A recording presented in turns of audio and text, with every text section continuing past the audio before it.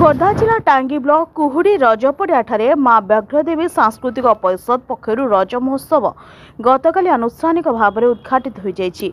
प्रथम दिवस अपराह्न पारंपरिक पुची खेल, झोटी, दौड़ी डिया, दोली खेल सहित अनेक पारंपरिक प्रतियोगिता अनुष्ठित होइतिला। विभिन्न प्रतियोगितार कृतित्व अर्जन करथिबा प्रतियोगी मानक अतिथि मानक द्वारा पुरस्कार प्रदान करा जाइतिला।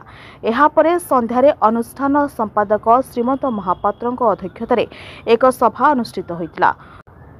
उक्त सभा को आनुष्ठानिक भाव में अन्नपूर्णा फाइनान्स सीओ डॉक्टर संजय पट्टनायक उद्घाटन करथिबा बेले एहा सहित अतिथि भाव में जिला परिषद सभ्य विजय कुमार जेना, कुहुड़ी पूर्वतन सरपंच पवित्र कुमार हरचंदन, कुहुड़ी सरपंच प्रतिनिधि जयदेव बेहरा, पूर्वतन सरपंच विपिन उदय सिंह, वरिष्ठ सभ्य मनोज कुमार मानसिंह प्रमुख उपस्थित रहिथिले। सभा कार्यक्रम समापन पर आरंभ होइतिला सांस्कृतिक कार्यक्रम। नटराज डांस एकाडेमी, कटक कलाकार और जगतसिंहपुर भगवानपुर स्थित मां Jai Durga music star and dance group द्वारा नृत्य परिवेशन होइतिला।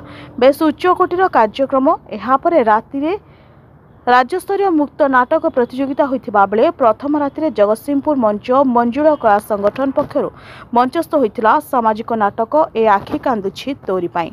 अन्यपटे दर्शक रजपड़िया कार्यक्रम सहित मीना बजार और सेल्फी पॉइंट भरपूर मजा नेउथिले।